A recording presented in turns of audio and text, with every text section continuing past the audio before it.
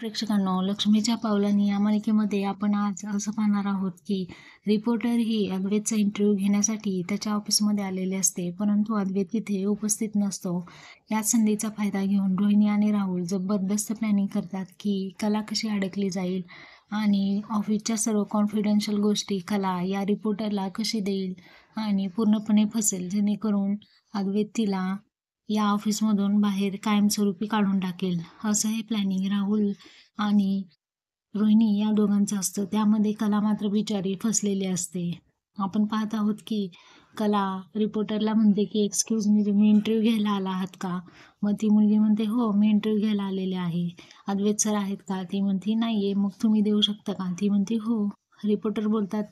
Reporter बोलत असते कलाशी. नेमका आता कॅमेरा देखील चालू केलेला असतो. इकडे कॅमेरासुद्धा असतो सेट केलेला. कला म्हणत असते की काय घेणार मग तुम्ही, चहा, कॉफी, लस्सी? इकडे लस्सी एक नंबर भेटते कोपऱ्यावरती, मागवायला सांगू का?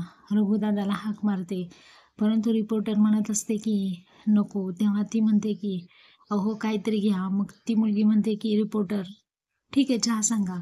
मग कला म्हणते तुम्ही अजून काही खाणार का?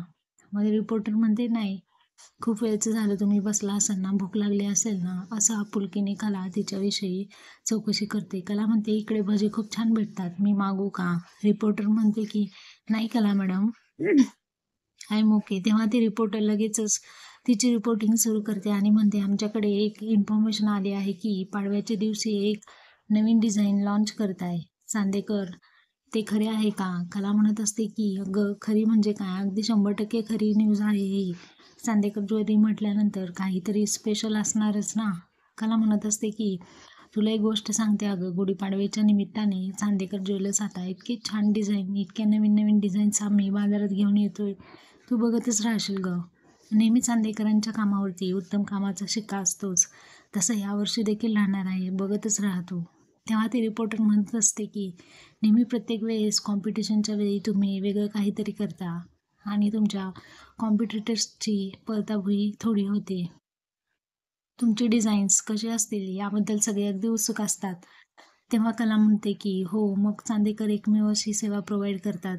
तेव्हा ती रिपोर्टर विचारत असते की पण नक्की मला एक गोष्ट सांगा, तुम्ही या सगळ्या स्पर्धांना कसं तोंड देता? तेव्हा कला म्हणते की हे बघ अगं, स्पर्धा कुठल्याही क्षेत्रात नसते, सगळीकडे अगदी चढाओढ असते, पण आमची टीम अगदी एकजुटीने काम करते. ती रिपोर्टर असते, ती म्हणते की मला जरा पाणी मिळेल का? मग कारण तिला आता खोकला यायला लागलेला असतो. कलामध्येच बोलत असते, तिने तोडलेलं असतं. कला म्हणते की हो देते. तसं म्हणतच कला पाणी देण्यासाठी गेलेली असते व रिपोर्टर लगेचच साईडला येऊन कॅमेरा ऑन करते आणि रेकॉर्डिंग ऑन करून दिलेले असते. परंतु हे कलाला मात्र माहिती नसते. रिपोर्टरने गुपचूपपणे खूप जास्त छुप्या रीतीने आता ही रेकॉर्डिंग ऑन केलेली असते. कलाला चांगलाच धक्का दिलेला असतो.